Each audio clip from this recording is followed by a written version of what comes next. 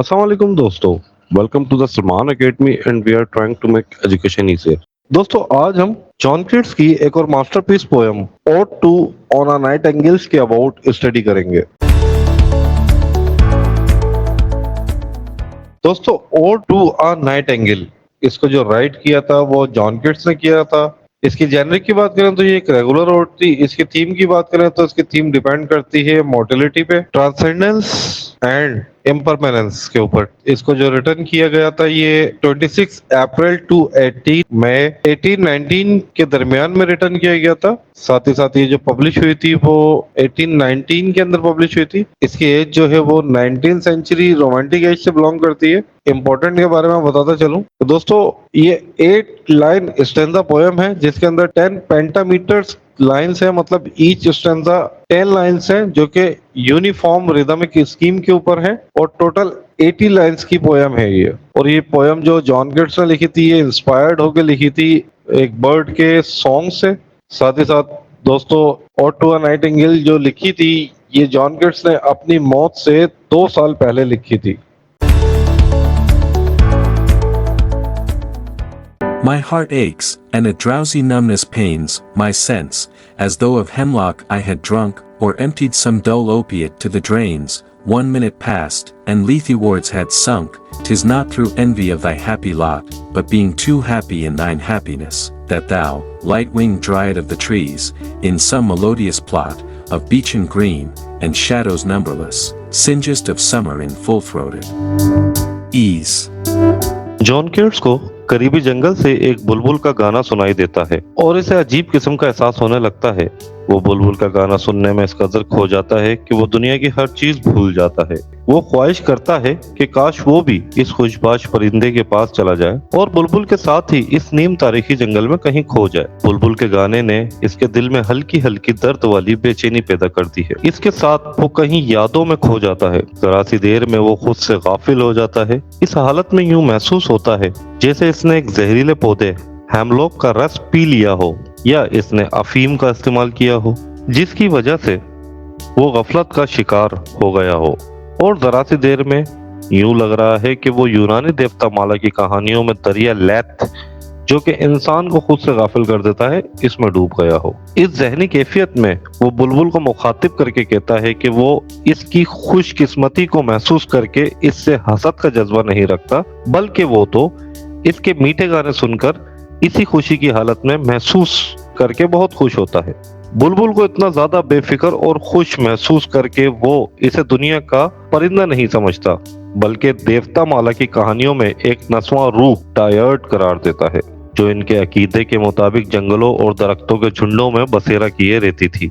और कहता है कि ये खुशबाश बुलबुल इस जंगल के हरे भरे खित्ते में उगे हुए सनोबर के बेशुमार दरख्तों में से किसी एक पर बैठकर मौसम गर्मा के मीठे मीठे गाने सुना रही है।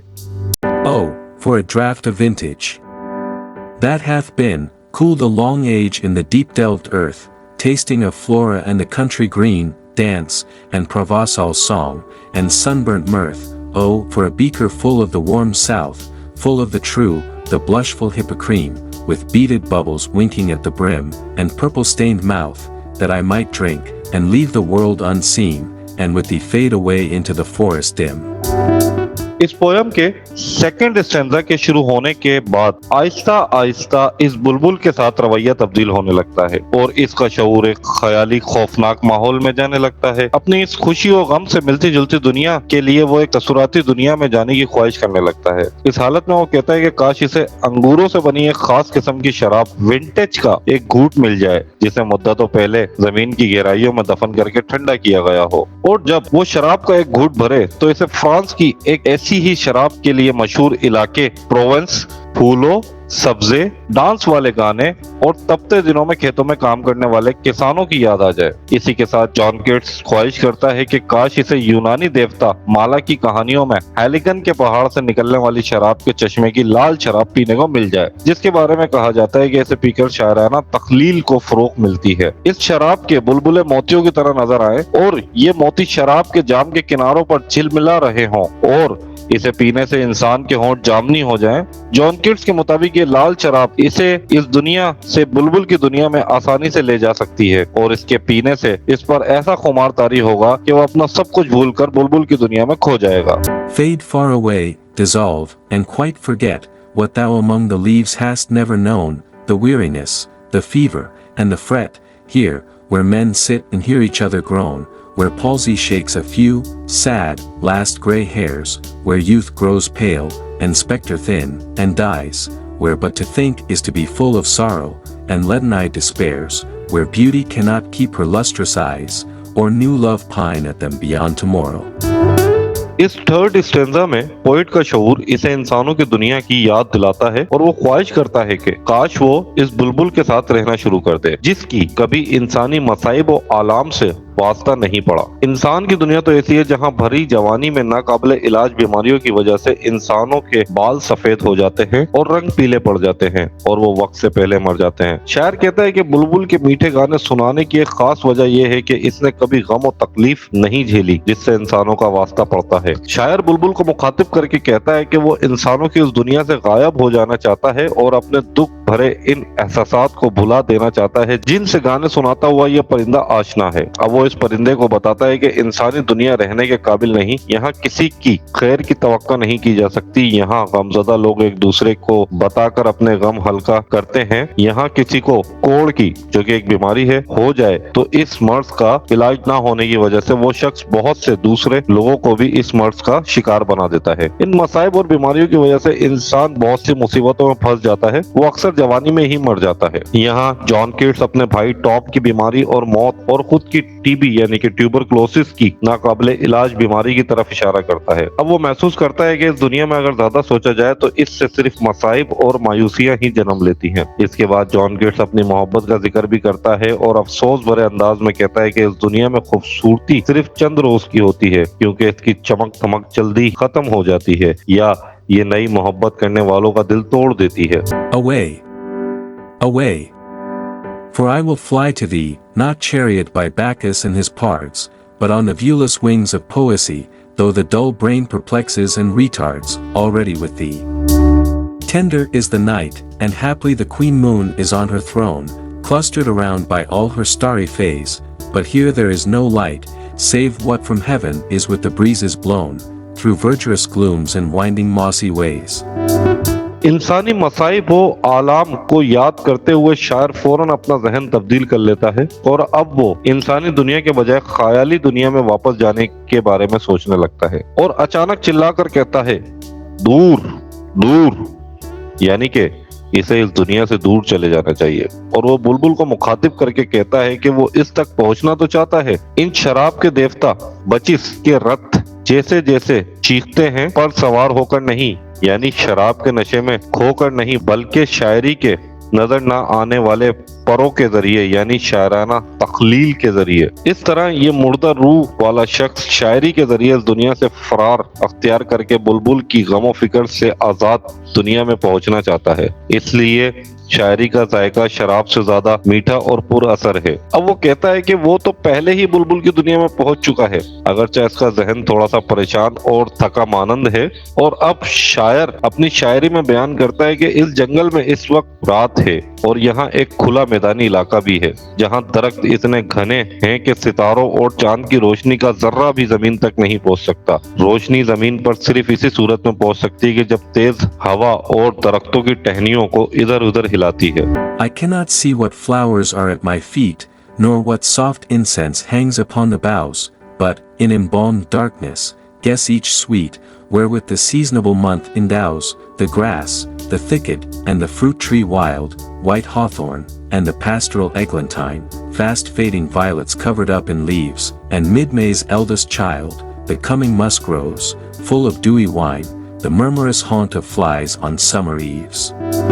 शायर इस वक्त मादी दुनिया को छोड़कर अपने शायराना तखलील के जरिए एक ऐसी दुनिया में पहुंच चुका है जहां इसे अपनी आंखों से कुछ दिखाई नहीं दे रहा, लेकिन इसे अपनी दूसरी हिस्सों यानी कि सेंस के जरिए वहां मौजूदगी की पहचान हो रही है। वो मई के महीने में उगने वाले मुख्तलिफ किस्म के फूलों, सफेद आर्ट्रोम यानी कि जंगली गुले नसरीन, एलिगेंट्रीन जल्द ही मुरझा जाने वाले फूलों और वायलेट जो के पत्तों से ढके होते हैं, घास, झाड़ियों और मई के शुरू में सबसे पहले उगने वाले खास किस्म के गुलाब के फूलों यानी कि मक्स रोज को इनकी खुशबुओं से पहचान सकता है। शायर कहता है कि इस महीने में काफी मिकदार में पड़ने वाली शबनम की वजह से पौधे दूसरे महीनों की निस्बतन ज्यादा तेजी से बढ़ते हैं। वो मजीद कहता है कि अगर इसके हर तरफ अंधेरा है लेकिन फिर भी मक्स रोज के पत्तों और फूलों के गिर्द भिनभिनाने वाली मक्खियों की आवाजें सुन सकता है।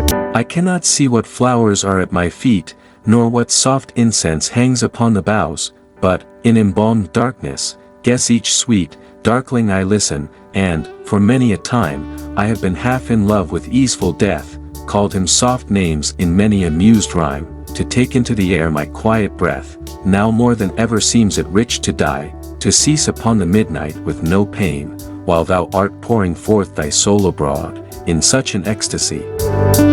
Still wouldst thou sing, and I have ears in vain, to thy high requiem become a sod.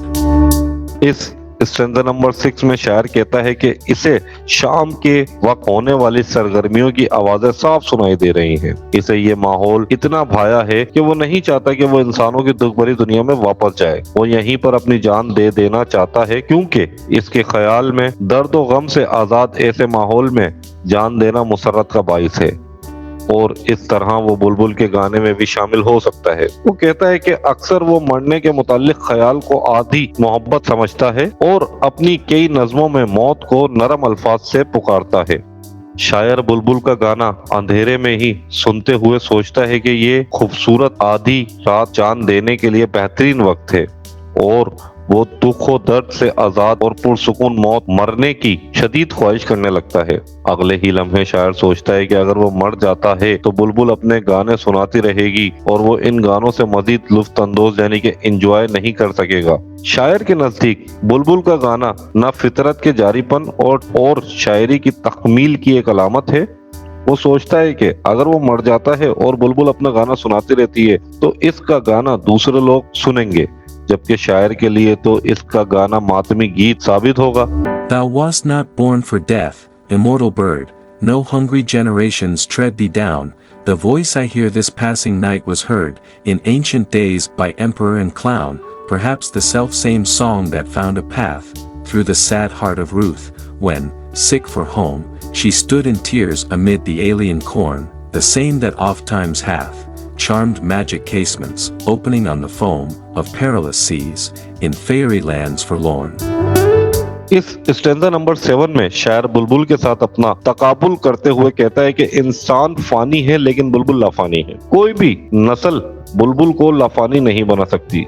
John Keats के लिए तो बुलबुल तो गमों से आजाद एक रूह और मीठे गानों की अलामत है। अगरचा एक खास बुलबुल तो मर सकती है लेकिन दूसरी बुलबुलों के मीठे गाने तो लोग हमेशा सुनते रहेंगे। शायर कहता है कि इस लाफानी बुलबुल के गाने तो शहंशाहों से लेकर इनके मुलाजिमों मसरों तक हर तबके के अफराद जमाने कदीम से सुनते हुए आ रहे हैं। वो कहता है कि बुलबुल का गाना इसने सुना है और इसी गाने का शायद रुत ये गमज़दा दिल को तस्कीन पहुंचाई है। जब रुत को घर की शदीद याद सता रही होगी तो वो अजीब किस्म के अनाज की फसल में जाकर खड़ी हो गई होगी। बाइबल में बयान किया गया है कि युद्ध एक बेवा औरत थी जो अपनी माँ यानी कि सास के साथ घर से निकलकर बैतुल अहलम चली गई थी। इस बुलबुल के गानों ने फॉरलॉन यानी कि बेलक्स परियों के देश खतरनाक समंदर के झाग उड़ाती लहरों की तरफ खुली हुई खिड़कियों का अपना जादू फूंक दिया होगा। Forlorn. The very word is like a bell, to toll me back from thee to my soul's self, adieu. The fancy cannot cheat so well, as she is famed to do, deceiving elf, adieu. Adieu. Thy plaintive anthem fades, past the near meadows, over the still stream, up the hillside, and now, 'tis buried deep, in the next valley glades. Was it a vision, or a waking dream? Fled is that music. Do I wake or sleep? शायर इस poem के last stanza के पहले stanza में इस्तेमाल होने वाला लफ्ज फॉरलोरन दोबारा लास्ट स्टेंजा में भी इस्तेमाल करता है और ये लफ्ज इसे याद करवाता है कि वो कौन है और इस वक्त कहाँ मौजूद है। इससे साबित होता है कि शायर अपने शायराना तख्लील के बलबूते पर भी इस दुनिया से फरार हासिल नहीं कर सकता। यहाँ शायर लफ्ज फॉरलोरन अपने लिए इस्तेमाल करता है और खुद को बुलबुल से जुदा कर लेता है। अब बुलबुल के गाने का शहर खत्म हो चुका है और अब वो इसके लिए एक अलामत नहीं रही। अब बुलबुल के लिए काम खत्म हो चुका है और अब इसके लिए एक अलामत नहीं रही।